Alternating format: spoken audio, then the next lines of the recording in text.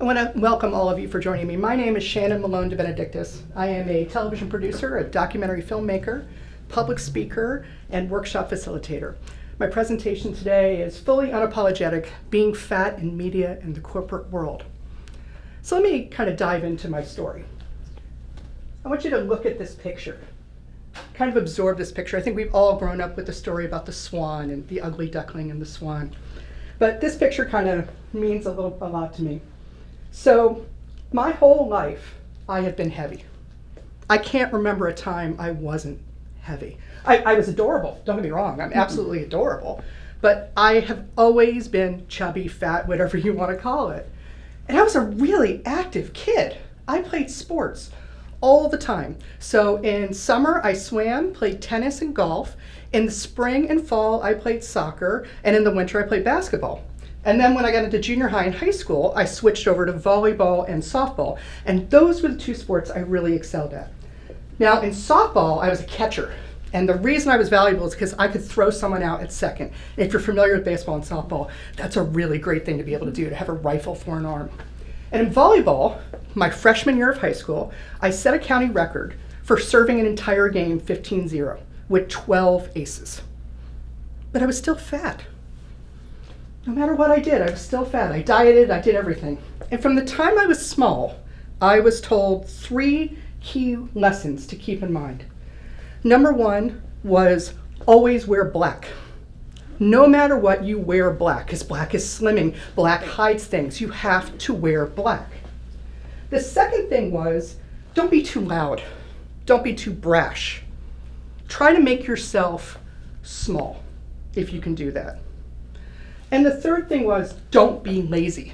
Whatever you do, don't be lazy, because you don't want to be seen as that fat, lazy person. So as I became an adult, that stuck with me. I was going to work hard, and I remember going to work and working 12-hour days and toiling and just saying, if I keep my head down and I work really, really hard, then it's okay. Nobody will notice that I'm fat. And then when I was 29, I moved into television. I became an editor at the Discovery Channel. Now, television is a very image-conscious world. But I started off in editing, and if you're familiar with post-production, they tend to be the sloppiest people in the world, just really, really sloppy. But I had bigger goals.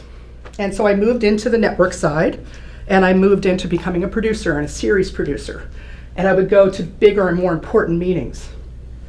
And every meeting I went to, I noticed I was the only fat person in the room. Wait a minute, I'm sorry, let me correct that. I was the only fat woman in the room. Right? And I would go to these big events, I'd go to show debuts, I'd go to galas, and again, I would be the only woman over a size 8 or 10. But I'm like, okay, I'm gonna work on it, I'm gonna keep my head down, I'm gonna keep pushing away, and that will be fine. I will be able to get ahead. I'll be able to overcome any biases that people might have towards me. And then one day, my boss and I were visiting a client who happened to be one of the top producers in television. I'm not going to say their name, but you know all their shows. And the guy who owned this company was every ist under the world. He was sexist. He was racist. He was everything. But because he was a top producer, we had to tolerate it. Ugh. So we leave the meeting, I'm talking to my boss, and we're just talking about just how awful this person was and how we had to deal with it. And he turned and looked at me, and he said, you know, I see how people treat you as a fat woman. I'm really sorry, it shouldn't be that hard. I was stunned. I thought I was working. I thought I was hiding it.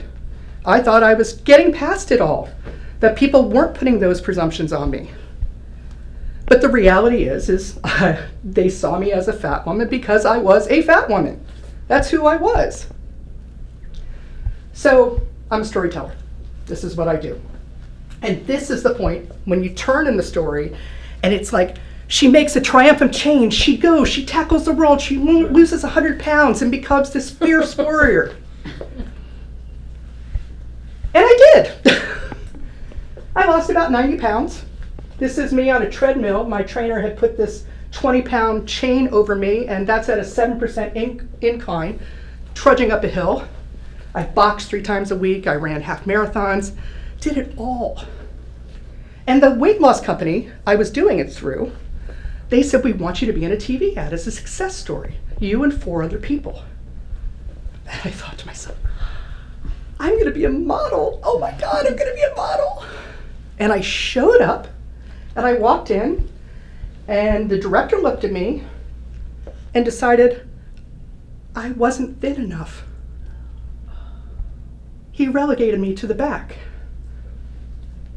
I didn't meet what he thought I should be.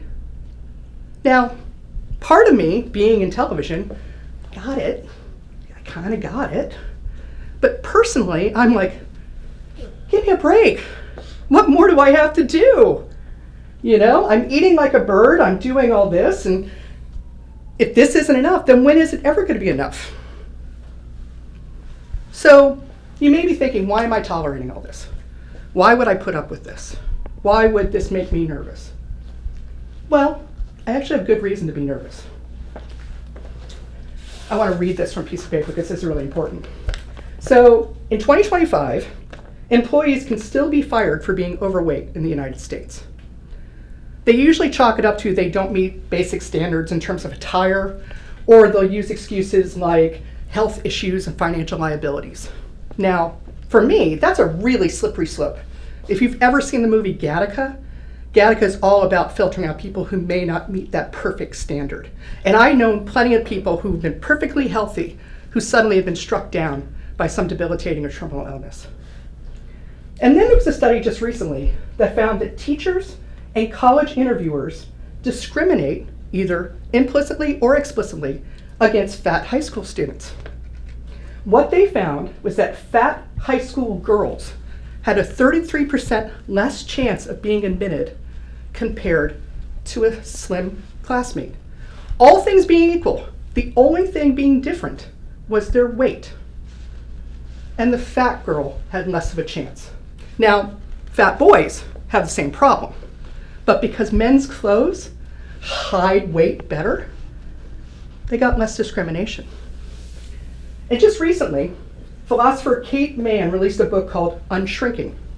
And in it, she notes that there's considerable evidence of adverse health effects of being subjected to the social stigma and having highly internal and external weight bias.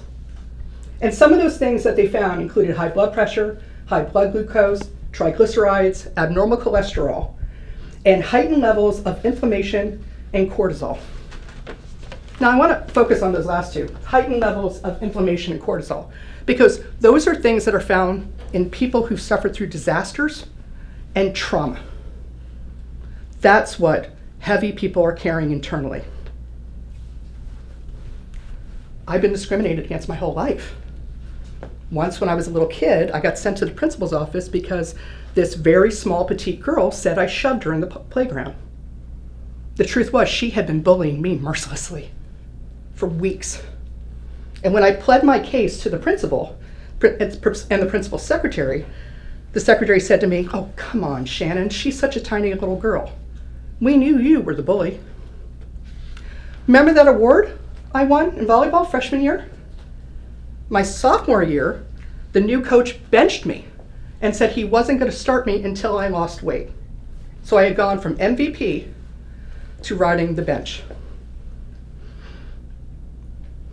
And some things didn't change when I moved into adulthood.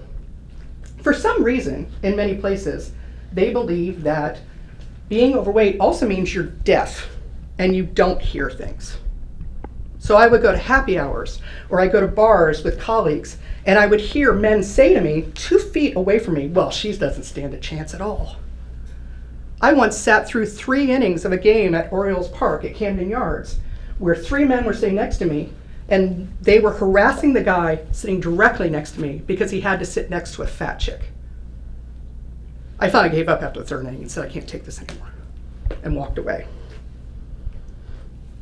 What that does to you is it just weighs you down. It just weighs, it's in the back of your head. And you start avoiding things. You start making yourself small. You start putting yourself in the corner of a meeting. You maybe don't want to speak up because speaking up means you might be viewed as loud or brash or brassy. That's a word I love, brassy.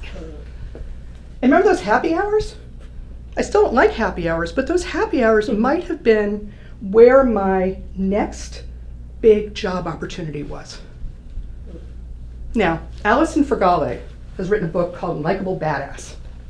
And in it, she talks about this. She talks about how women may have power, but they're not exerting their status. Power is you're in the position, but when you put yourself in a corner, or you put yourself and don't exert pushing yourself forward, you're not pushing your status ahead. And you should have both. And that's exactly what I was doing. So I made a change. I decided to leave the networks. Why did I leave the networks? Well, the network is a very comfortable place to be, but it's also a very corporate place to be. And I knew I needed to be someplace where I could be my true self, where I could excel, shine, not really kind of fall into all those pressures. And I went and I joined a very small company and became a business partner with a man who had a very similar situation as mine. Smart, talented, hardworking. Nobody's ever going to call him lazy. He's Australian, so he's brash. That just kind of goes with the flow. But his issue was he didn't have a college degree in a very ivory tower documentary film world. So he fought harder too. And we took this little small company that composed of 3.5 people in a basement, and we said, what can we do? How can we grow a business and be successful? And we realized that there was a shortage of really talented wildlife filmmakers in North America, specifically in the United States. We said, that's what we're going to do. And we got our first Shark Week commission. And then we got another wildlife commission. And after 10 years, we walked away with 5 Emmys, including winning Outstanding Documentary Series for Disney Plus's Secrets of the Whales. So I want to show you this picture. This is after we won the Primetime Emmy. Do you guys notice anything about this? I'm not wearing black. I refused to wear black. I wanted to wear a dress that matched the statue I was going to win. And when I say that decision to wear that dress makes me as proud as winning the Emmy, because it was taking a stand. I wasn't going to let my light be diminished. I also don't wear blazers anymore. That may seem stupid, like why? Who cares about blazers? Because blazers are kind of the official uniform of the corporate world, and I look like a football linebacker in blazers. I look horrible in them. I'm not going to wear them anymore. I'm going to wear all the colors of the rainbow and more, because that's what I like. It's what makes me feel confident. I take phone calls at baseball games. Why? Well, I have the status to take a phone call at a baseball game. I can do that. I can be my best self. So what are the takeaways in this? Takeaways are to recognize your power. Recognize what you're strong at. Don't let those outside biases hold you back. And look, let me be really, really clear to you. It's not going to go away. There's discrimination. Weight, race, sex, gender, sexuality. It's out there. But if you feel confident in yourself, feel confident in who you are, and make no apologies for who you are, then you can put that energy towards something else.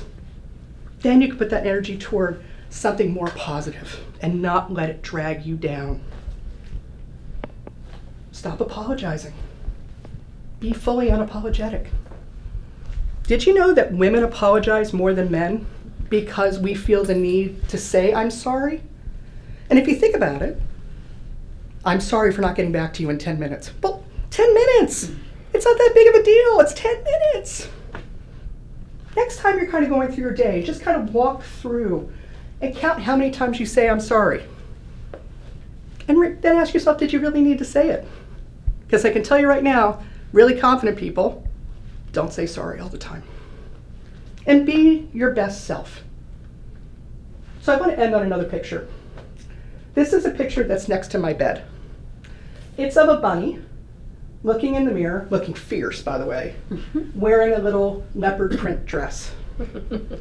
I like this bunny. I feel like that bunny is me. Because that bunny says, I'm going to be whoever I can be and be my most powerful self, whether I wear a leopard print dress or not. Don't worry about being a swan. Be a powerful bunny. Be a fully unapologetic, powerful bunny. Thank you.